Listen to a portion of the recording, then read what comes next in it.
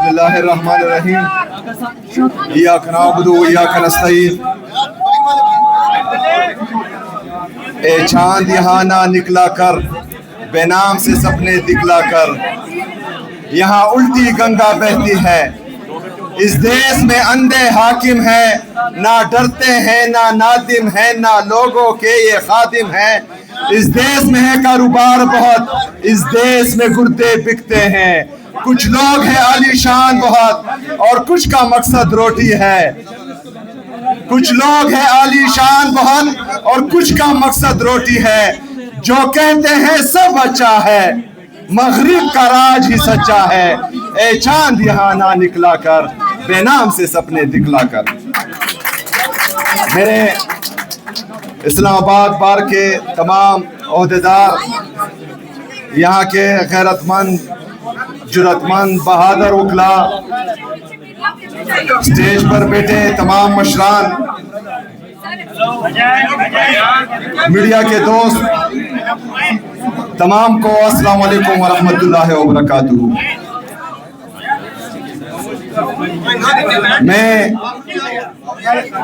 ایمان مزاری صاحبہ کا یہاں کے باقی وکلا کا اپنے آئی ایل ایف کی ٹیم علی بخاری صاحب ہمارے جو نہیں پنچوتا صاحب ہیں خالد بھائی ہیں باقی جتنی ڈاکٹر بابر اعوان صاحب بھی بیٹھے ہیں جتنی بھی باقی آئی ایل ایف کی ٹیم ہے ان تمام کا شکریہ ادا کرتا ہوں ایمان مزاری صاحبہ کا نام میں نے اس لیے لیا کیونکہ یہ مزاحمت کے دور میں ہمیں اپنی بہادر بہنوں چاہے وہ کے پی سے ہو اسلام آباد میں ہو بلوچستان میں ہو پنجاب میں ہو سندھ میں ہو گلگت بلتستان سے ہو یا آزاد جموں کشمیر سے ایک نئی تاریخ رقم کی ہے انہوں نے اور ان کو دیکھ کر ہمارے نوجوانوں کو حوصلہ ملتا ہے اور ان کو جرأت ملتی ہے اور وہ بھی جو ہے مزاحمت آئین اور قانون کی بالادستی کے لیے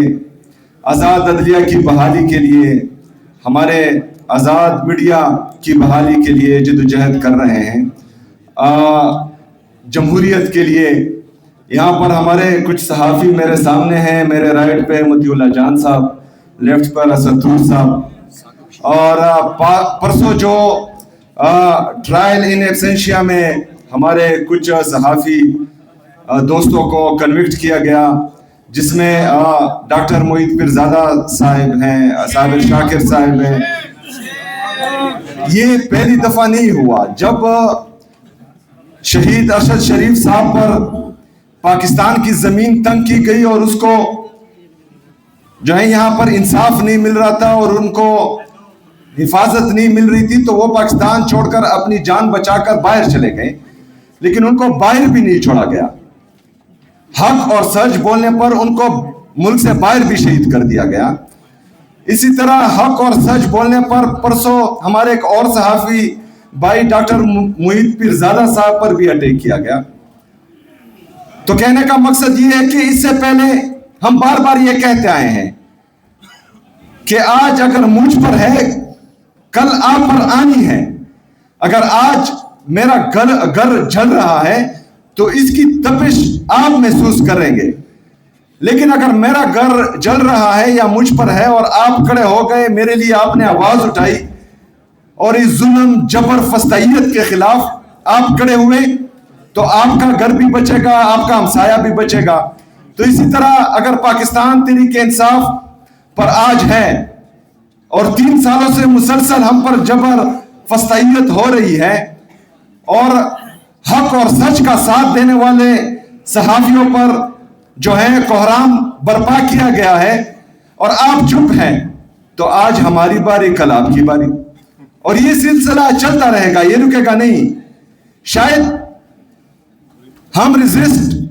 کر رہے ہیں اور انشاءاللہ تعالی اس کا مقابلہ خون کے آخری قطرے تک اور آخری سانس چلنے تک ہم کریں گے لیکن اس سے پہلے ہم نے دیکھا ہے کہ کوئی ریزسٹ نہیں کر پائے گا آپ اتنا پھر ٹک نہیں پائے گے جتنا پاکستان تحریک انصاف ٹک پائی ہے اور جو صحافی آج ٹک پائے ہیں اور انہوں نے اپنی نوکریاں گنوائی ہیں اور اپنا ملک چھوڑا ہے وہ گئے ہیں، تو شاید کل کو کوئی اور صحافی ایسا نہ کر پائیں اور آپ کے لیے آواز اٹھانے والا بھی پھر کوئی نہیں ہوگا.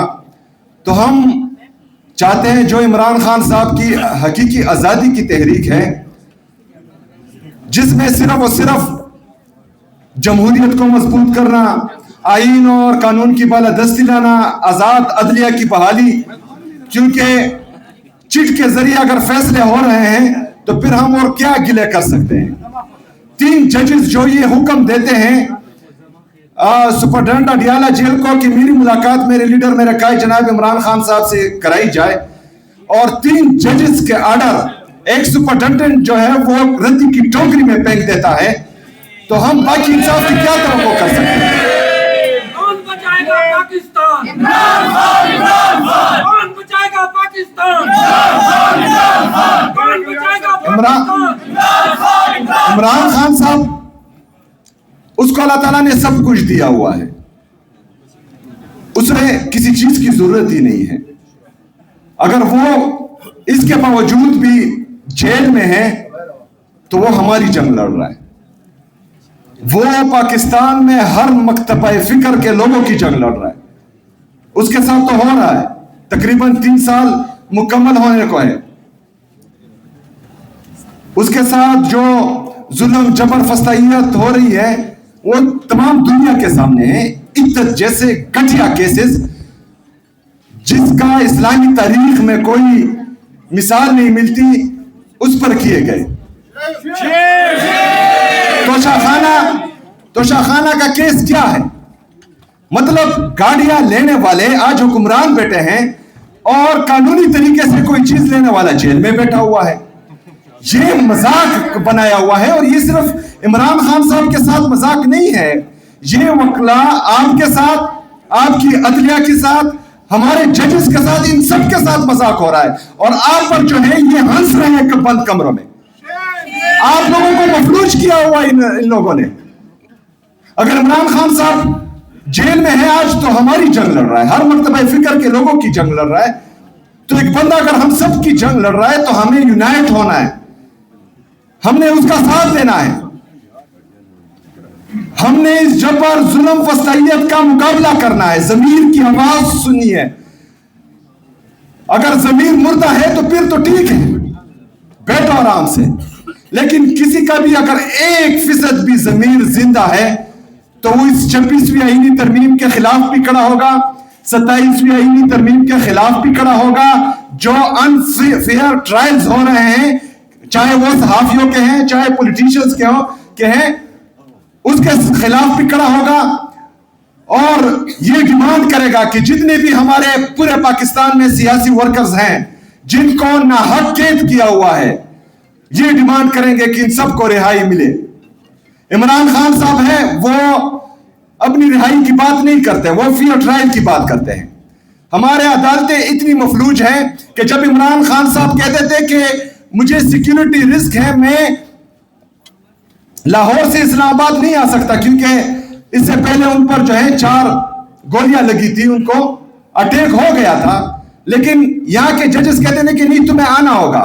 آج عدالت نے خود اٹھ کر جو ہے اڈیالہ جیل جا رہی ہے. ایک سابقہ وزیر اعظم اور پاکستان کے سب سے مقبول ترین لیڈر کو لاہور سے اسلام آباد زخمی حالت میں بلایا جاتا ہے، لیکن ایک بندہ جو کنوکٹڈ ہے اور وہ باہر سے پاکستان آ رہا ہے، عدالت خود جا کر اس کو ایئرپورٹ پر ریسیو کرتی ہے.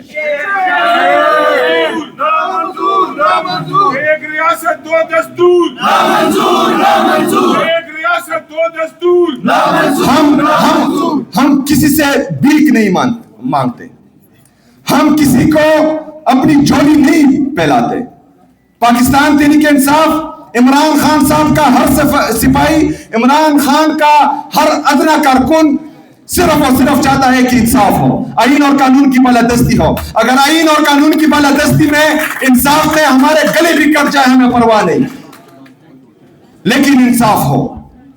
میں خیبر پختونخوا میں چیف ایگزیکٹو ہوں. میں نے تمام سیاسی اور مذہبی جماعتیں، تمام ہر مکتبہ فکر کے لوگوں کو प्रोविंशियल असेंबली के छत तले जमा किया। हमने एक मुतालबा किया, 15 मुतालबे थे, जिसमें एक ये था कि मिलिट्री ऑपरेशंस किसी चीज का हल नहीं है। तमाम सियासी और मजहबी जमातें खैबर पख्तूनख्वा के हर मकतबा फिक्र के लोग ये बार बार कह रहे हैं कि मिलिट्री ऑपरेशन किसी मसले का हल नहीं है, लेकिन मिलिट्री ऑपरेशन की तैयारी हो रही है। तो ये निजाम का चलना नहीं है, ये बदमाशी है। ये निजाम का चलना इसको नहीं कहते, इसको बदमाशी कहते हैं। और जब बंदूक की नोक पर बदमाशी की जाती है तो निहत्ते लोगों को सिर्फ और सिर्फ जो है ये होता है कि मैं अपने अवाम की जान और माल की हिफाजत करूं, और इंशाअल्लाह ताला वो हिफाजत हम करेंगे इंशाअल्लाह। मेरे अजीज साथियों, आज पाकिस्तान जिस नेच पर पहुंच चुका है, इससे आगे तबाही तबाही है। अल्लाह ना करे कि पाकिस्तान को कुछ हो, क्योंकि इसके लिए हमारे बड़ों ने बहुत सी कुर्बानियां दी हैं। हमने अपनी जवानियां लुटाई है इस फरसुदा घटिया निजाम को तब्दील करने के लिए, और अभी भी उसी जद्दोजहद में हम हैं, और इंशाअल्लाह ताला ये जद्दोजहद जारी रहेगी। लेकिन आप लोगों पर बहुत बड़ी जिम्मेदारी आती है। शायद मैं कानून को इतना ना समझूं, आप लोग समझते हैं। पाकिस्तानी कौम की आप लोगों की तरफ आंखें हैं और आप लोगों से ही उम्मीदें हैं। अगर आप लोग आईन और कानून की बालादस्ती के लिए और आजाद अदलिया की बहाली के लिए खड़े ना हुए तो हमारे आने वाले बच्चे हम पर भी तुकेंगे और आप पर भी तुकेंगे। आप लोगों ने खड़ा होना है। हमारे जजेस अदलिया मफलूज होने के बाद शायद हमारे जजेस ये चाह रहे हो कि आप और हम खड़े हों, उनको आजाद करने के लिए हम खड़े हों। तो मैं इस स्टेज से आपको ये यकीन दिलाता हूं कि हमारे वकला तहरीक का ऐलान करें, इंशाअल्लाह ताला पाकिस्तान का हर नौजवान आपका साथ देगा और आपके साथ खड़ा होगा इंशाअल्लाह ताला। मैं एक दफा फिर तमाम वकला बरादरी का, अपनी ILF की टीम का, ईमान मिजारी साहिबा का, बाकी जितने भी हमारे दोस्त हैं, उन सब का इंतहाई मशकूर और ममनून हूँ। इंशाअल्लाह ताला मुलाकातें होती रहेंगी। मुजाहमत जिंदाबाद।